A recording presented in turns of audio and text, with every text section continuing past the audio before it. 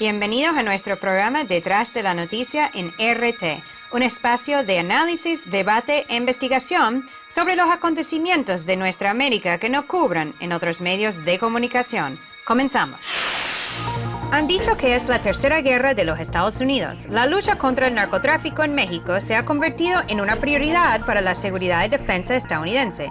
Y ahora equipos especiales de la CIA han sido enviados a México para encabezar unidades especiales y aumentar los esfuerzos de frenar el narcotráfico. Frente a casi 50,000 muertos en los últimos años, muchos preguntan si ha sido efectivo la inversión multimillonaria de Washington en la guerra contra las drogas. Ex altos funcionarios de Washington están apoyando una organización denominada terrorista por el Departamento de Estado, incluso ganando miles de dólares en lobby para intentar promover la bondad de este grupo.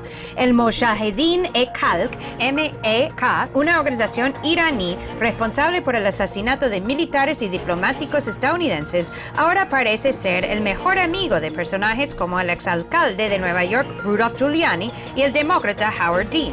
¿Es el terrorismo un negocio? Aunque los Estados Unidos están en crisis económica, parece que siempre hay dinero para dar a quienes promueven sus intereses en el exterior.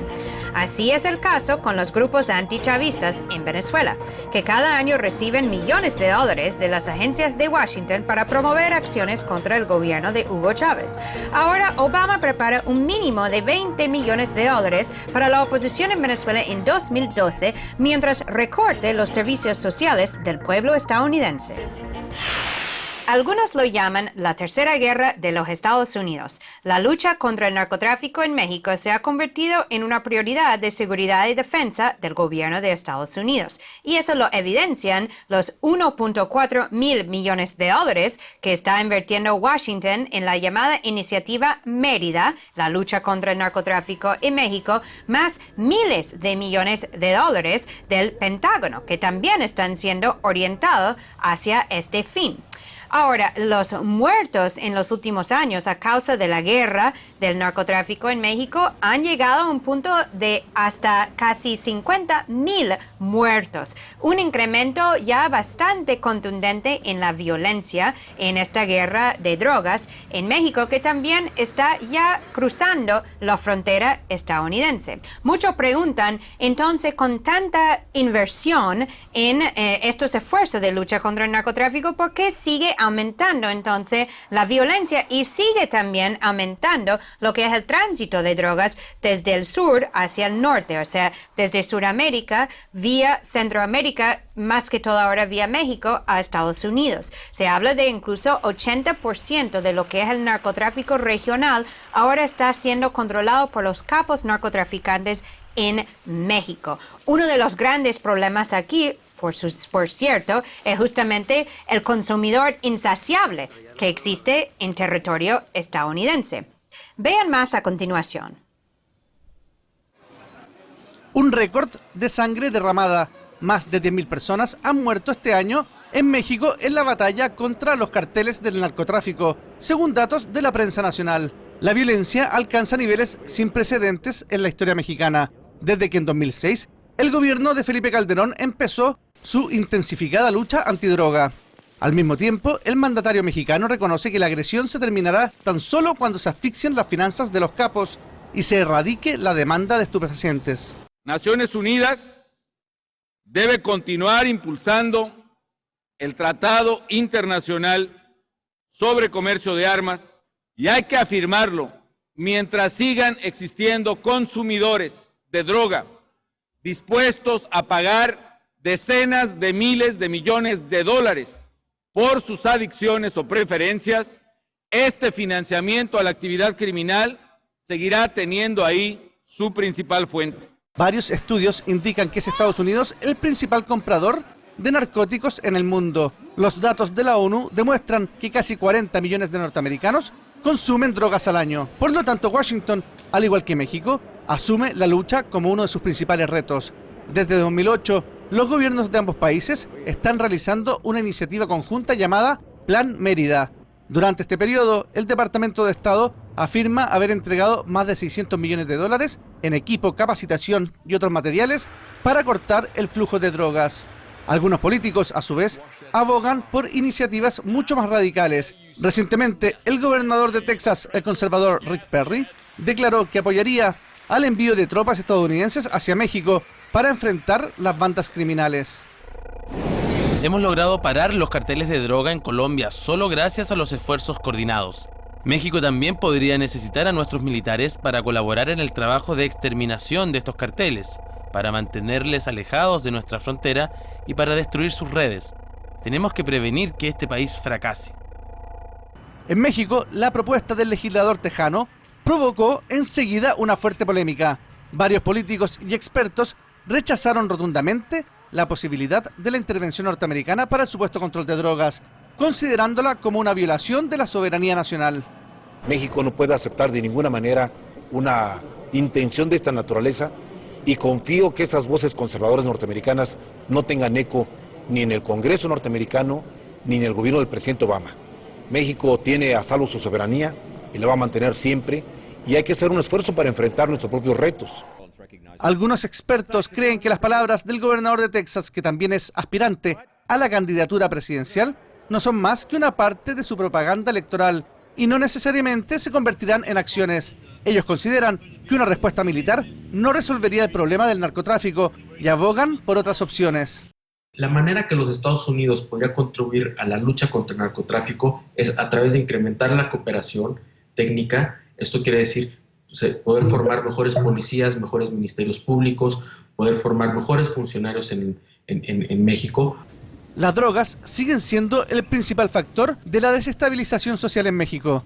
Pero hasta el momento la guerra contra los narcos solo ha provocado pánico entre la población, que espera el momento en el que se reste fuerza a los capos y se ponga fin a esta negra página de la historia mexicana. Y para hablar más sobre este tema vamos a conversar con Octavio Pescador. Él es profesor y también es coordinador del Centro para Estudios Mexicanos de la Universidad de California. Está con nosotros desde Los Ángeles. Gracias, Octavio, por estar aquí en Detrás de la Noticia. ¿Qué tal? Muy buenas tardes.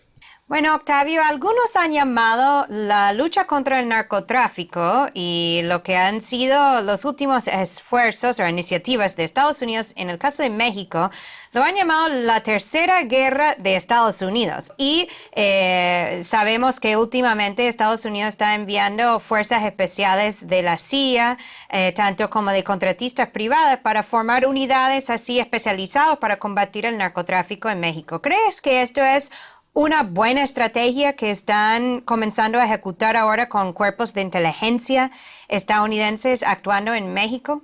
Bueno, es parte de un paquete de ideas y de procedimientos que se dan en el marco de la cercanía que existe entre los gobiernos y las sociedades. La integración económica que se dio en los 90s vía el Tratado de Libre Comercio generó ciertas dinámicas que ahora, por ejemplo, en el caso de seguridad, están expresándose en lo que se conoce como la iniciativa o Plan Mérida.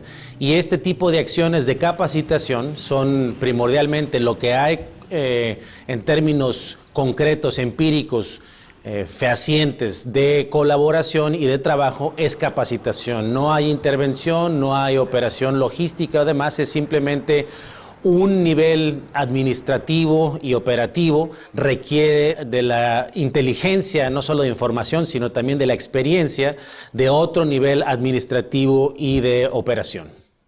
En el caso, por ejemplo, de Plan Colombia, en donde también decían lo mismo, en el final resultó que realmente las fuerzas estadounidenses eran quienes también, junto a los colombianos, estaban ejecutando las operaciones. ¿No crees que lo mismo puede suceder en el caso de México? De llegarse a dar eso, que en lo personal lo dudo, tendría que hacerse de la forma oficial, con el consentimiento del Congreso mexicano, para que alguien más, otro país, en este caso sería Estados Unidos, pudiera ejercer esa capacidad de portar armas y además tener capacidad operativa en el país. Con todo esto, entonces, que ha ocurrido y las cifras aumentan en cuanto a los muertos, el consumo de drogas también ha aumentado junto a lo que ha sido, bueno, la producción de estas drogas, tanto como la inversión por parte de Estados Unidos, México y otros países en la lucha contra el narcotráfico. ¿No sería que están utilizando estrategias estrategias equivocadas? No, esa es una magnífica pregunta y es la pregunta que se hacen muchas gentes notables en el mundo intelectual, en el mundo de la política, dignatarios y demás. ¿Qué no sería mejor adoptar una política como la de los Países Bajos, en particular Holanda, donde hay permisibilidad en términos del uso de ciertas drogas y control y restricción y gravámenes e ingresos y demás asociados a esta reglamentación de un mercado existente y creciente? Se ve desde la perspectiva, esa argumentación mucho tiene que ver con donde estén situados aquellos que formulan propuestas en este sentido de la legalización. Cuando se está ejerciendo la responsabilidad sobre el Estado y sobre una nación, se ve a veces desde una perspectiva más paternalista, no en el sentido peyorativo, sino en el sentido de la preocupación de que la permisibilidad lleve a más problemas. Hay estadísticas que indican que el abrir una puerta genera otras puertas y otros caminos. Lo que sí es que la estrategia actual está generando grandes conflictos en términos de la pérdida de vida y sería muy prudente, como se está haciendo, lo considero, evaluar cuáles son los resultados, cuáles son los objetivos, cuál puede ser la dinámica. Muchas gracias, Octavio Pescador, por estar aquí con nosotros hoy en Detrás de la Noticia. Un placer, hasta luego.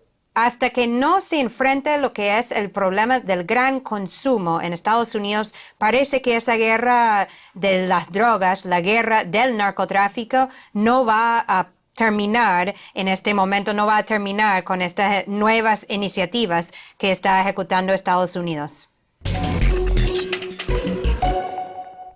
¿Cuánto cuesta el lobby de un grupo terrorista? Pregúntale al ex alcalde de Nueva York, Rudolph Giuliani, conocido también por su reacción fuerte durante los ataques de 11 de septiembre de 2001. O pregúntale a Howard Dean, ex candidato a la presidencia de Estados Unidos, demócrata, líder del Partido Demócrata de Estados Unidos. Ellos son dos de la gran lista de personas, de exfuncionarios, altos funcionarios del gobierno de Estados Unidos que están haciendo lobby bien pagado para un grupo oficialmente clasificado por el propio Departamento de Estado como terrorista. Yo no lo estoy diciendo, o sea, es el Departamento de Estado que desde el año 1997, cuando inventó lo que es su lista llamado Organizaciones Terroristas Extranjeros, FTO por sus siglas en inglés, este grupo llamado Mojahedin-e-Khalq, conocido por sus siglas como MEK, fue uno de los primeros grupos colocados en esta lista de organizaciones terroristas extranjeras del gobierno de Estados Unidos. Entonces, ¿cómo es posible que vemos a personas como el primer y ahora ex director secretario de Seguridad Interior de Estados Unidos durante el gobierno de George W. Bush tiene contratos de lobby hasta $100,000 con este grupo MEK? Claro, hay algo muy específico, muy puntual que tiene este grupo y eso es su oposición al gobierno de Mahmoud Ahmadinejad en Irán. O sea, hay que preguntar aquí, ¿no hay un doble estándar sobre el tema del terrorismo? Vamos a ver más en el siguiente reportaje. Luchadores por la democracia o autores de atrocidades. Mojahedin-e-Khalq o MEK, un grupo radical izquierdista iraní, es conocido por su antagonismo feroz con el actual presidente Mahmoud Ahmadinejad. Considerada como una organización terrorista por Estados Unidos desde 1997, últimamente ha encontrado una protección de alto nivel. Más de 30 políticos y exfuncionarios norteamericanos realizan un fuerte lobby por el grupo, sosteniendo que es un movimiento democrático y no debe considerarse extremista. Digo que es una tarea urgente quitar al MEK de la lista de las organizaciones terroristas extranjeras para prevenir una injusticia.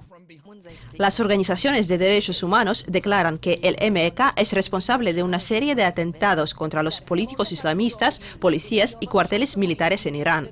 Además, les acusan de torturar a sus propios miembros. Sin embargo, la Unión Europea quitó en 2009 a este grupo de la lista terrorista. Ahora las mismas peticiones se oyen desde el territorio estadounidense.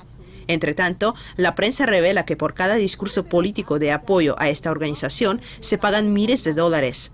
Algunos expertos creen que estas sumas nublan las visiones de los ponentes y les desaniman a profundizar sobre el oscuro pasado de la organización.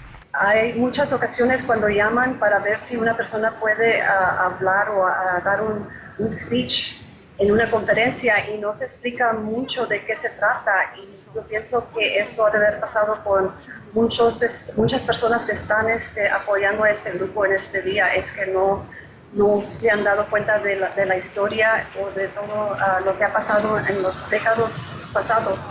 Y yo pienso que se los engañaron porque les pagan mucho dinero para que hablen.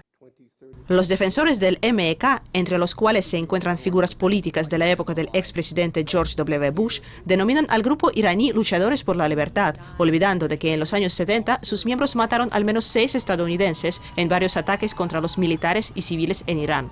Varios analistas piensan que la supresión de esta banda de la lista de terroristas extranjeros conllevaría muchos riesgos para la oposición pacífica iraní y los procesos democráticos en el país, además de legitimar la violencia.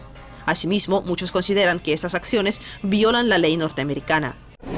Hay mucha gente que permanece en las prisiones por el momento, acusada de proveer un apoyo material al terrorismo. No veo gran diferencia entre estos presos y esos abogados de la derecha. ¿Por qué estos funcionarios de Bush financian al grupo terrorista sin impunidad? ¿Qué justificación hay detrás de eso? Y mientras el mismo grupo afirma que ha dejado su actividad ilegítima del pasado para convertirse en defensor de un proyecto democrático y antinuclear para un nuevo Irán, los escépticos dudan que este cambio sea posible y creen que el lobby norteamericano es solo una herramienta para presionar al gobierno de Ahmadinejad.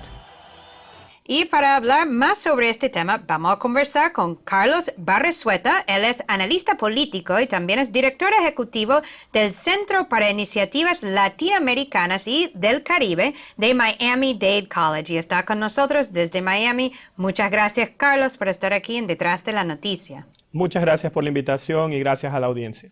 Bueno, Carlos, directo al punto. Este grupo MEK ha sido designado por el Departamento de Estado desde el año 1997, desde cuando ellos crearon su lista de organizaciones terroristas extranjeros como justamente una organización terrorista. Entonces, ¿cómo se puede explicar ahora esta nueva información sobre los vínculos políticos y financieros de ex altos oficiales del gobierno de Washington con este grupo que supuestamente es un grupo terrorista? ¿Cómo eso se puede explicar, Carlos? Bueno, yo creo que el vínculo obviamente es inaceptable. Es un grupo que está en contra de Ahmadinejad en Irán, y Estados Unidos siempre ha tenido una política, o muchas veces ha tenido una política, creo que errada, de ser amigo de tu enemigo. Eso ha pasado en Chile, cuando Nixon y Kissinger estaban enamorados de Pinochet. Eso pasó también con los contras en Nicaragua, cuando el gobierno de Reagan y la CIA los apoya contra el movimiento sandinista en Nicaragua. Eso pasó en Egipto, pasó en Egipto con Mubarak. Recuerden que hace poco Egipto era un país, de acuerdo a los Estados Unidos, estable, y ahora es un país que tiene un dictador, o que tenía un dictador, con un cambio en la visión de Estados Unidos, cuando Estados Unidos daba una gran cantidad de dinero de ayuda a Egipto todos los años. Yo creo que eso hace que el grupo MEK se convierta en un grupo que pueda ser útil pragmáticamente para Estados Unidos, y por eso algunos de estos líderes no lo vean como una mala cosa recibir dinero de ellos, pero que yo creo que en una política exterior nueva y refrescante no tiene ningún sentido. ¿Cómo ves tú el criterio, entonces, para nombrar o mantener un grupo terrorista en esa lista? Porque estos personajes justamente están haciendo lobby para quitar ese grupo de esa lista. Ese grupo fue responsable de asesinar a 6 estadounidenses hace varios años, tanto como un secuestro de diplomáticos, unas agresiones, etc. Y en 2004 la FBI aún decía que este grupo MEK es un grupo involucrado con actos terroristas. Entonces, ¿cuál es el criterio y el dinero? ¿Cómo se controla eso? Claramente, el grupo MEK es un grupo que ha cometido actos terroristas en el pasado. Esto es indiscutible, incuestionable, irrefutable. Es claramente un grupo que tiene vínculos que son no encomiables de ninguna manera. Es una asociación peligrosa para Estados Unidos. Está dentro de su propia lista de organizaciones terroristas. Eso significa que hay informes de seguridad que establecen que esta asociación ha sido una asociación discutible en el pasado y peligrosa en el pasado. Pero repito, es esta política errada, yo creo, pasada y fracasada, de ser amigo de Pinochet porque la opción de Allende era peor, de ser amigo de los contras porque la opción del supuesto domino effect en Centroamérica podía terminar en comunismo, de ser amigo de Mubarak, que claramente es un dictador en Egipto, en vez de apoyar grupos de derechos civiles en Egipto, de ser amigo de Musharraf en Pakistán, cuando claramente Musharraf tiene prácticas que no son consonantes con Estados Unidos. No se puede tener esta duplicidad y hay que simplemente tener una línea clara con asuntos de valores democráticos y derechos humanos alrededor del mundo.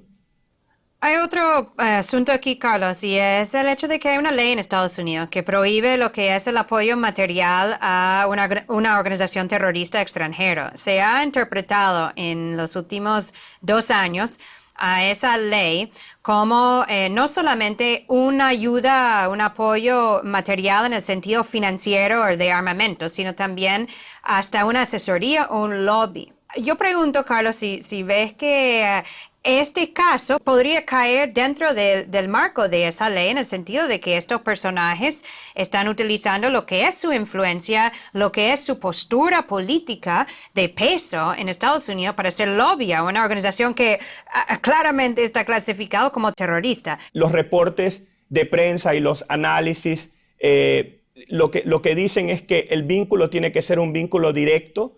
Y lo que pasa con esta organización es que es una organización que es muy hábil para que ese vínculo no sea directo entre el pago del speaking fee, o sea, el pago porque el conferencista hable, no se hace directamente con miembros de la organización, sino que se hace con 3 o 4 grados de separación. Esta ausencia de vínculo directo y de 2 o 3 niveles entre quién paga el dinero y quién lo recibe, lo que impide que estos oficiales estén en problemas. Pero yo creo que más allá del asunto legal, que es importante, aquí hay un asunto de moral, hay un asunto de ética, hay un asunto de diplomacia internacional que convierte claramente el acto de estos altos oficiales norteamericanos en inaceptable. Muchísimas gracias a Carlos Barresuete por estar aquí con nosotros hoy en Detrás de la Noticia. Gracias a ustedes, muy amable, espero estar aquí de nuevo.